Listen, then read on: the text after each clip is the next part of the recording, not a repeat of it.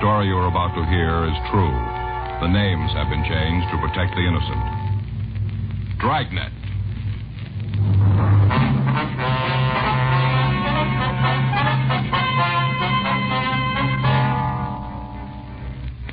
You're a detective sergeant. You're assigned a juvenile detail.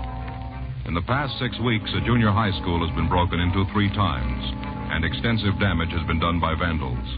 Your job? Investigate.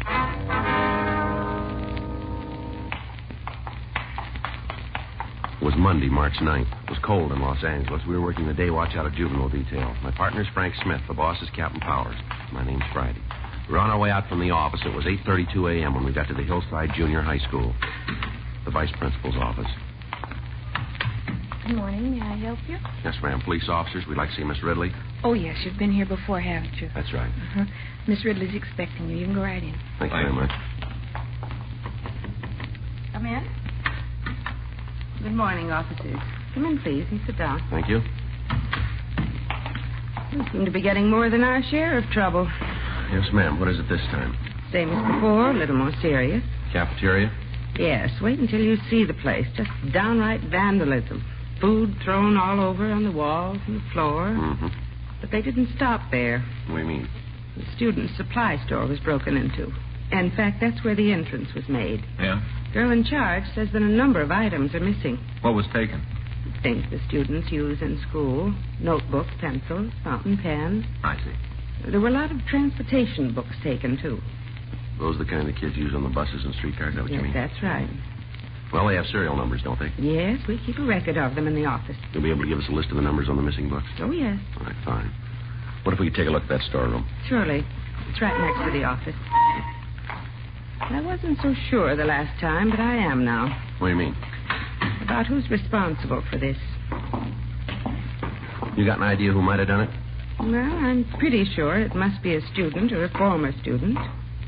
Why do you say that, Miss Ridley? No, there's the window they entered. Mm-hmm. Somebody must have known that this window opened into the storeroom. Yeah. Screen's torn here and the window's broken. You have somebody special in mind who might have done this? No. It wouldn't be fair to cast suspicion on any boy or girl without proof. Well, have you had trouble with any students since we were here last? Yes. What was wrong, ma'am? During study periods, a group of 5 boys were causing minor disturbances. Uh-huh. But it's all been straightened out. I had a talk with the leader of the group. Found out he wanted to take part in school athletics. His parents didn't want him to, afraid he might be injured. Mm-hmm. So I called them in for a conference. We talked, and they finally agreed to let the boy participate in school sports. Mm-hmm. That's all there was to it. Haven't had any trouble since. How about the other boys? They weren't really bad. Without a leader, they just settled down. I'm sure it wasn't any of them. Mm-hmm. I wonder if you could tell us if anything has been moved in here. No. This is just the way we found it. Mm-hmm. Wonder why they didn't mess this room up, too. I don't know. I've been teaching for 20 years, and I'm pretty sure of one thing. What's that, ma'am? Children do wrong, but not because they want to be tough or brave. Usually because they're afraid of something. Mm-hmm. Most of them are pretty frightened kids. They need help. Well, we'll buy that. The problem is, what happens to them if they don't get it? I'm afraid you know the answer to that one better than I do. They'll still be around. Yes? As frightened adults.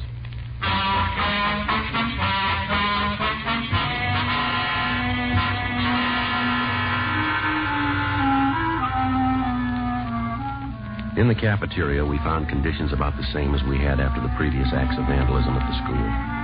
The refrigerator had been ransacked. Cartons of milk, along with containers of ice cream and frozen foods, had been smashed against the walls and the floor. The tables had been overturned, and the chairs had been thrown around and broken.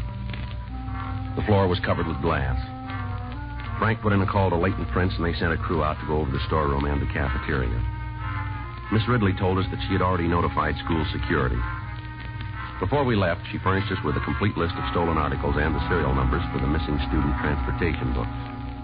We returned to Georgia Street and met with Captain Powers. You're pretty sure it's juveniles? Yeah, the kind of stuff that was taken. The damage done sure points that way. Any help from Miss Ridley? Yeah, but you couldn't give us any names. No teacher-pupil problems? Yeah, she mentioned a minor case, which said had been cleared up. Mm-hmm. This is the 3rd time in 6 weeks for the school, isn't it? Yeah. Kids don't usually travel very far for these deals. It's a good chance that some of them from the school. Well, now, the way it looks, if they try to peddle the stuff to the other kids, we might be able to get a lead on them. Mm-hmm. There's a hitch to that, though. What do you mean? Well, Miss Ridley said that she was going to make an announcement to the student body. Yeah. She's going to tell them to be on the lookout for the stolen article. Mm-hmm. Kids that took the stuff in school, they might lay low for a while. That's it. How much was taken? About $500 worth of school supplies. A pretty good haul. Yeah. What do you want to do about it? Well, if it's all right with you, Frank and I'd like to put a stakeout on the school. All right, when? We know the janitors work into the early morning hours on Fridays. Yeah. So it figures the school must be broken into sometime on Saturday or Sunday. All right, when do you want to start? This coming weekend. Okay, I'll arrange a clearance for you with school security. Right. Any more help you need, let me know. Whoever did it must have something against the cafeteria. The place was a real mess. Yeah? Bad enough the first couple of times. Didn't leave anything in the freezers this trip. Sure doesn't make much sense. I don't know, maybe it does. What? Each time they hit the cafeteria, right? Yeah, that's right. They didn't tear up the storeroom. We threw a few pencil boxes around, that's about all. Yes, but every time food has been destroyed. That's right. Well, we got a reason for doing it. Yeah? Somebody that can't resist the urge to eat all the time doesn't like being overweight. So without knowing why they do it, they destroy food. Mm-hmm. It could be a part of it anyway. It's only a theory, but it might hold water. Yeah, well, that's true, but we don't know if it's a gang we're after or just one person. Another thing, they've broken in 3 times. Might have been by different kids. Good questions, all of them. Yeah. That's why you get paid, to get the answers.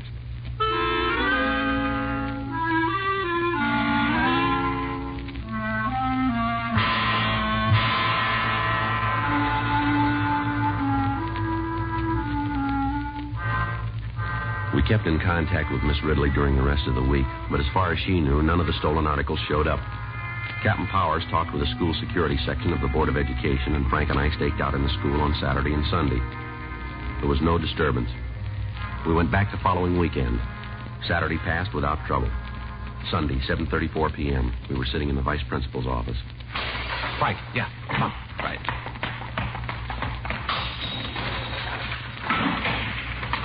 All right, son, come on. Party's over. What? Come on, tell us. Grab him, Johnny. Let me go, let me go. All right, take it easy, boy. Now, take it easy. This isn't going to help. Just hold still. What's your name? Jerry. What's your last name? Beckel. You've done this before? Come on, son, answer me. All right, let's go. You gonna put me in jail? We'll see. Not afraid of you cops. There's no reason you should be. Why'd you throw all this food around? I don't know. You haven't got a reason? No. Sure went to a lot of trouble to catch me. Not too much, son. Huh? You made it easy.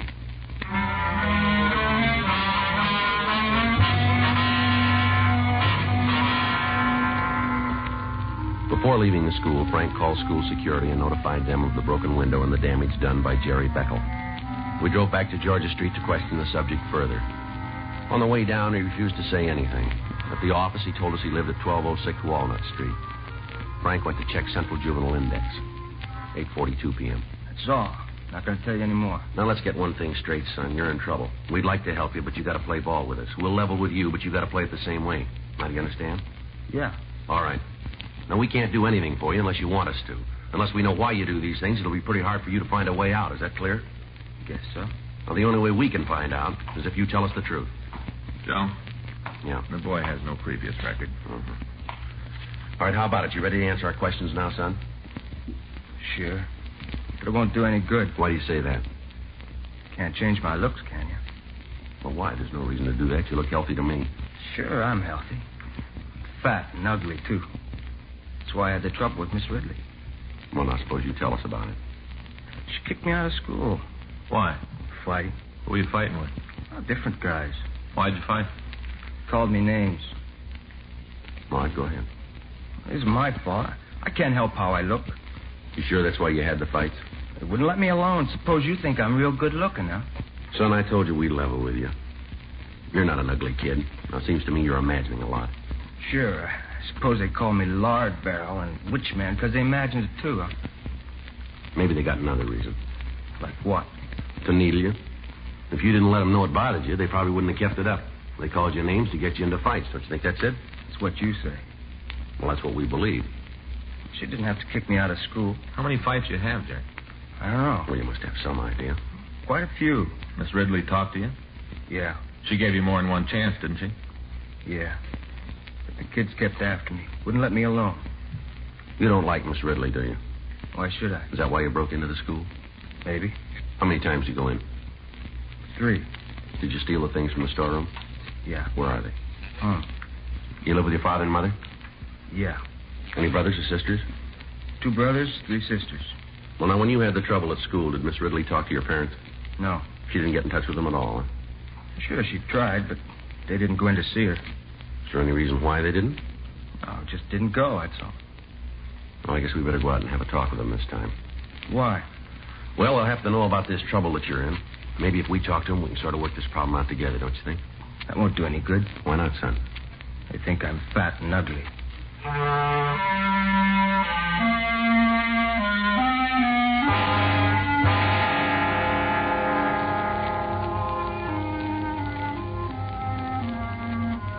Jerry Beckel went on to say that he was now attending the Jansen School, one of 2 maintained in the city for juveniles who have difficulty making adjustments in normal school life. He also told us that on all 3 occasions he had been alone when he broke into the Hillside School. We drove out to his home. It was a small frame house badly in need of repair. We met his father, Henry Beckel. We told him the reason for our visit. So you just can't stay out of trouble. First it's fighting and you get kicked out of school. Now this mess. What's the matter with you anyhow? I don't know, Dad. Excuse me, Mr. Beckel, but this kind of talk isn't going to get us anywhere. Your son has a definite problem and he needs help. Sure, he's got a problem. He's no good. Never has been, never will be. You want to take the boy outside? Sure. Come on, son. Now, I suppose you're going to give me the answers. You sound like you think it's my fault he got into this trouble. Well, you might have helped keep him out of it. Sure, just follow him around all day and night, slap his wrist when he steps out of line. You were asked to go over to his school when he had trouble before. Why didn't you go? I didn't have the time. I got to worry about 5 other kids. They got to eat. Can't be taking time away from work just because one of them can't keep his nose clean. What about your wife? What do you mean? Well, couldn't she have gone over to the school? Why don't you ask her? Is she here now? Nope. Gone out, probably at a movie. But she has to have some fun, so she leaves me with the kids. Is there any reason why she couldn't go and talk with Miss Ridley about your son, Jerry? Yeah. She figured it was his own problem. Said he has to learn to fight his own battles. Well, that's fine when you know what you're fighting. Your boy doesn't. There's nothing the matter with him. That's where you're wrong. Your son has an inferiority complex about his looks. Oh, big deal. That's one of the things that's wrong with him. You trying to tell me he gets into trouble because of the way he feels about his looks? It's possible that's a good part of it. You gonna have to go to jail? I'm afraid he will. Don't you put kids on probation sometimes, let the parents look after them? Yeah, when they have parents. Well, couldn't you do that for Jerry? If you could show the authorities that you'd be responsible for him, it might work out. I could do that. There's something more you got to do. Find time to talk to him.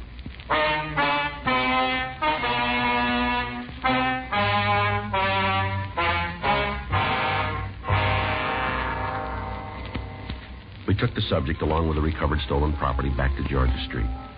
The next day, Miss Ridley came down and identified the articles as those taken from the school storeroom. She said that Jerry Beckel had been in numerous fights before he was dismissed from school. During her investigation of the disorder, she found that Beckel had provoked several of the fights. She went on to say that the subject had been a below-average student, showing little interest in academic work. A petition was filed in Beckel's behalf with the juvenile court. The petition was sustained, and he was placed on probation with the Los Angeles County Probation Department and allowed to remain in the custody of his parents. March 31st, 8:06 a.m. I just picked up the reports for yesterday. You want to check them over? Yeah, all right. Thanks. I saw the skipper on the way in. Yeah? You remember that Austin boy? Car thief, wasn't he? Yeah. Violated his probation. Picked up again last night. Oh, too bad. What was that kid's name on the Hillside School case, that heavy-set boy? One that thought he was so ugly? Yeah, that's the one. Beckel or something, wasn't it? Yeah. What about him? Well, look here. The description on this report fits him. And listen to this. Victim states the subject said to her, "What are you smiling for, because I'm so ugly?" It might be. What's the charge? Pretty bad this time. Yeah. Attempted robbery and shooting.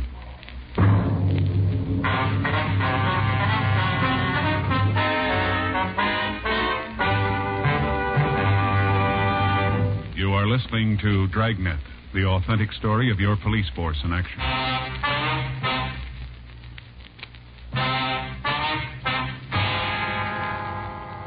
The robbery and shooting had occurred the previous night about 7:30 p.m. We checked with the Georgia Street Receiving Hospital, and we found the victim, Linda Cotterly, had been treated for a minor flesh wound in the leg. She'd been shot with a .22 caliber pistol. The hospital report showed that she'd been released and allowed to return home.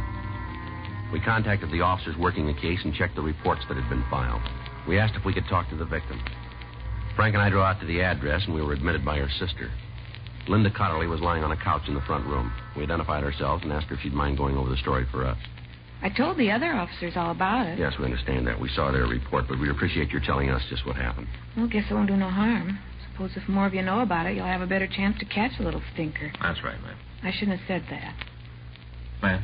Little stinker. He was a big stinker. Oh, yeah. Could have killed me. Gives me cold chills thinking about it. We can understand. I wonder if you'd do something for me. Yes, ma'am. What's that? There's an Afghan on the sewing machine in the dining room. Would you get it for me? Sure. Thank you.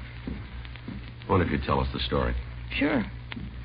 Well, you know I was shot in the leg right here. Yes, we know. First, I thought it was just some kid playing a joke. Here you are, ma'am. Oh, thank you, Mr. Smith. Would you just drape it over me?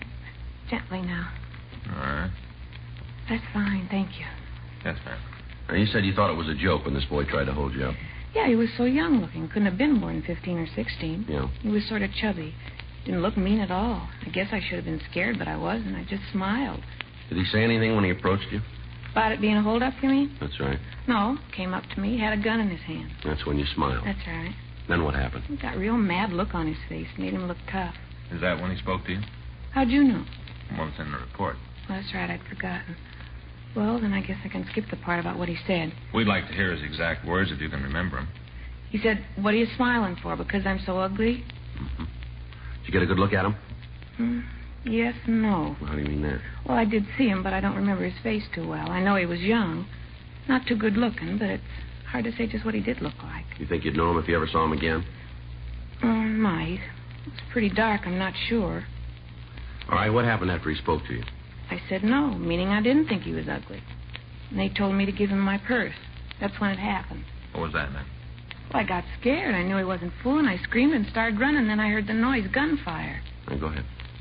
Then I felt a sting on my leg when the bullet hit me. Kept on running, went past a vacant lot. Kept screaming, and then I saw a man across the street open his front door and look out. I ran up to him, told him I'd been shot, and he called the police. When you said this person was chubby, did you mean he was fat? Well, he was kind of big around the middle, and his face was sort of round-like. How about his hair? Was it dark? Yeah. Did you notice if it was straight or wavy? No. Tell me, you got an idea who this kid was? Well, we're not sure. Well, I know one thing. What's that? That kid should be taught a lesson. No. Only one thing to do with them when they're that rotten. Slap them around a little and just forget about them. Well, that's the trouble here. That's what they did to this boy.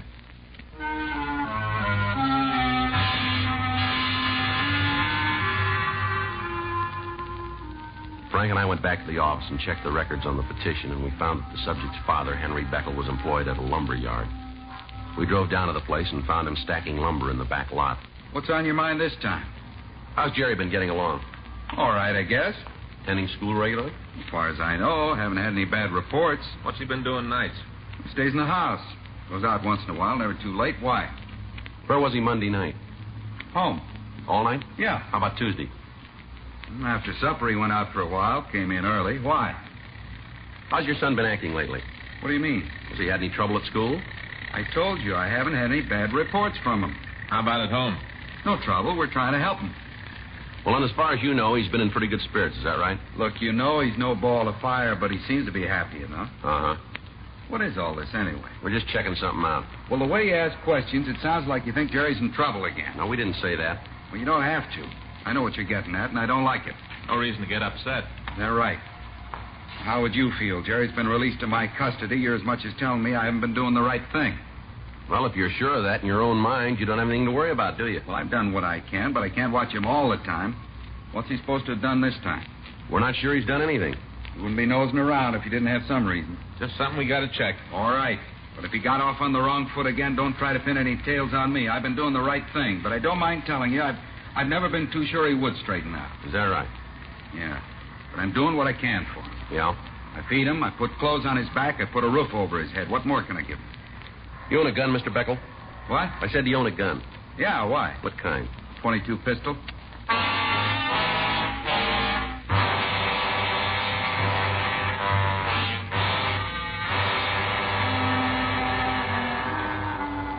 We We drove over to the Jansen school and we talked to the principal.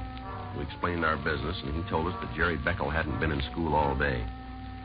We drove out to the boy's home, and we met his mother. She said he wasn't there, but he'd probably be home about 5 o'clock. We went back to the car and waited. At 4:30 p.m., Henry Beckel returned from work. He drove into the yard, and we met him at the back door. So you're here again. That's right. Let's go in the house, Beckel. You want it. Go ahead. You want to tell me what this is all about now? We'd like to talk to Jerry first. Well, if you want to see him, why didn't you go over to his school? We did. He wasn't there today. Kid's up to his old tricks again. Oh, they found you. This is my wife. We've met. What's the trouble? Jerry again. He wasn't in school today. Is that all? We should get out of the kitchen so I could fix supper. Yeah. You guys want to come on into the other room? All right. While we're waiting for your son, I wonder if you get that gun for us. I don't know why I should. You got no choice, fella. It's in the closet. You said that before. Now, where is it? Over there. Where? It's in that box, a small flat one. This one here? Yeah.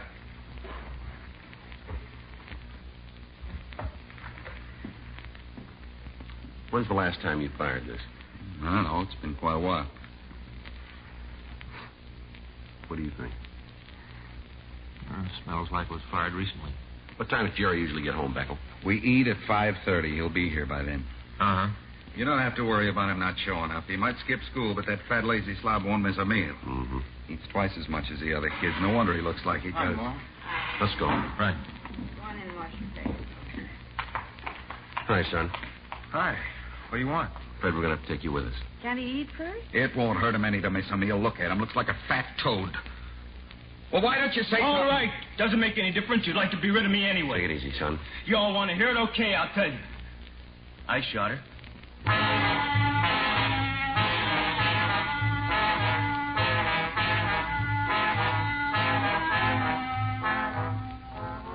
We took Jerry Beckel down to Georgia Street for further questioning.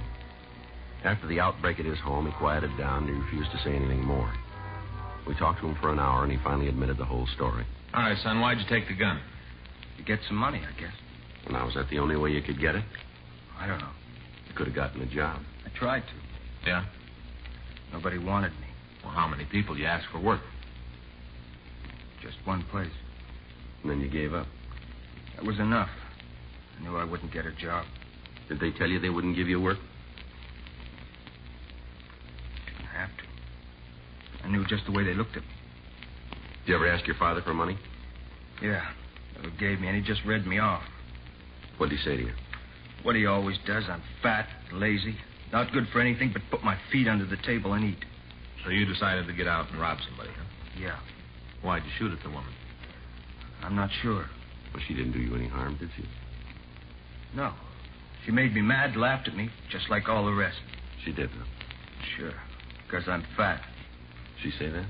No. I could tell what she was thinking. You could, huh? People shouldn't laugh at somebody just because they're fat. Yeah. They got no right to do that. Maybe. But how much did you have? Huh? When you shot her?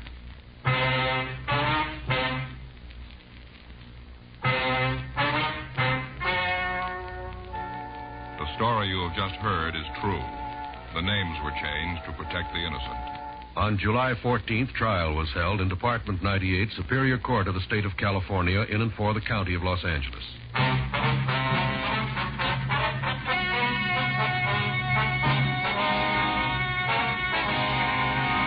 Jerome Howard Beckel was remanded to the juvenile authorities and placed in the foster home, where he was assured of 24-hour supervision. One of the conditions of his probation was that he receive psychiatric aid by a doctor appointed by the court. Dragnet, the story of your police force in action, is a presentation of the United States.